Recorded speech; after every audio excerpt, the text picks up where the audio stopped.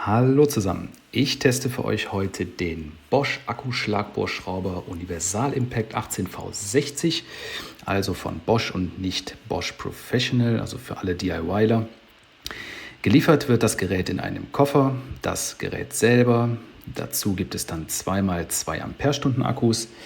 Ein wirklich sehr kompaktes Ladegerät, was in jeden Werkzeugkoffer passt. Nachteil ist, es lädt nur mit 2 Ampere.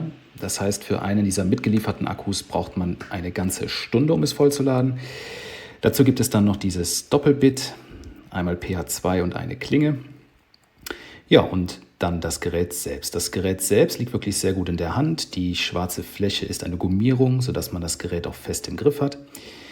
Am Gerät selbst befindet sich klassischerweise dieser Umschalter, auch mit einer Mittelposition, um den Abzug zu sperren. Ja, und ansonsten halt Links- und Rechtslauf. Wie ihr sehen könnt, haben wir eine sehr gut positionierte LED, um den Arbeitsbereich auszuleuchten, und auch eine Ladestandsanzeige am Gerät. Die Akkus lassen sich sehr gut rein und rausnehmen, das geht gut. Nachteil, wie ich finde, bei den Akkus ist, dass sie keine eigene Ladestandsanzeige haben. Man muss also immer ein Gerät verwenden, um zu schauen, wie der Ladezustand ist. Großes Plus, finde ich, ist das Metallbohrfutter. Finde ich immer sehr hochwertig. Am Gerät selbst gibt es dann eine entsprechende Umschaltung, um in die Schraubfunktion zu gehen mit Drehmomentvorwahl. Die Mittelposition ist dann die Bohrstufe ohne Drehmomentvorwahl und eben die Schlagfunktion. Dann auch sehr gut zu bedienen der Umschalter für das Zweiganggetriebe, erster, zweiter Gang. Ja, und jetzt wollen wir doch mal schauen, wie sich das Gerät so im Einsatz schlägt. Hierzu versenken wir jetzt diese 6x100er Holzschraube. Habt ihr die entsprechend schon vorpositioniert. Wir machen das Ganze im zweiten Gang und der Bohrstufe, also ohne Drehmomentvorwahl.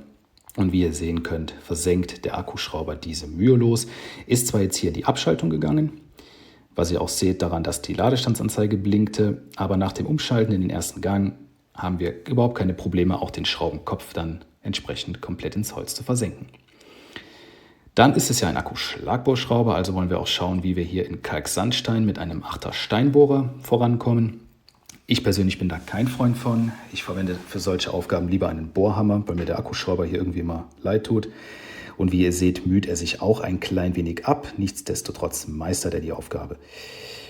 Ja, und dann möchte ich in der Zeit, wo wir hier den Bohrfortschritt sehen, zu einem Fazit kommen. Ich kann diesen Akkuschlagbohrschrauber nur jedem DIYler empfehlen. Kann abgesehen von dem Ladegerät, was nur mit 2 Ampere lädt und einen etwas merkwürdigen Geruch am Anfang, nichts Negatives über diese Maschine sagen. Wir haben ein Metallbohrfutter, wir haben ausreichend viel Kraft, eine gut positionierte LED und die Maschine ist wirklich hochwertig verarbeitet. Also für jeden im Hausgebrauch eine gute Maschine.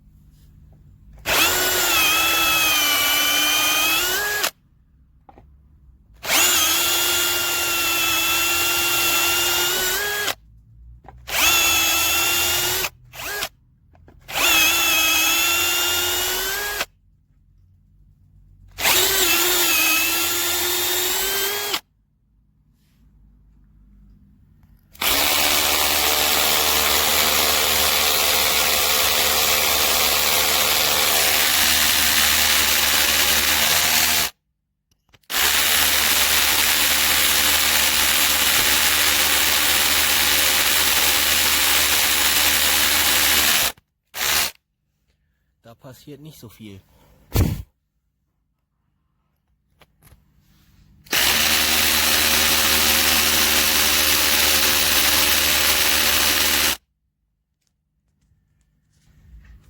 Nochmal im Vergleich, das gleiche Loch.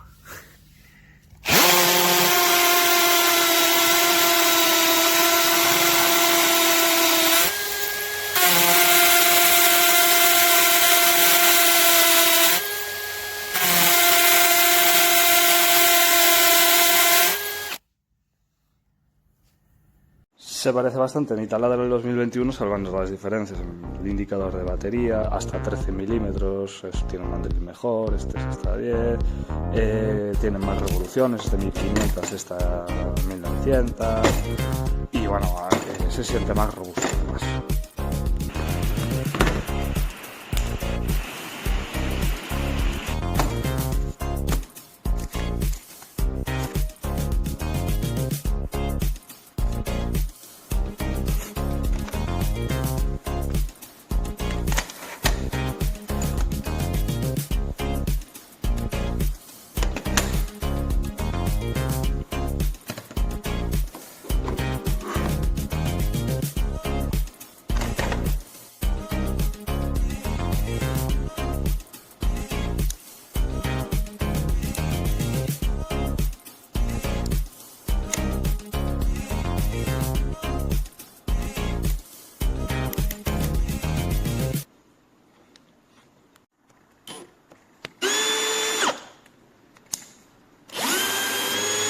Parece que en esta nueva versión pintan las letritas. Nada, ya veis cómo suena. Ahí la carga un poco como todos.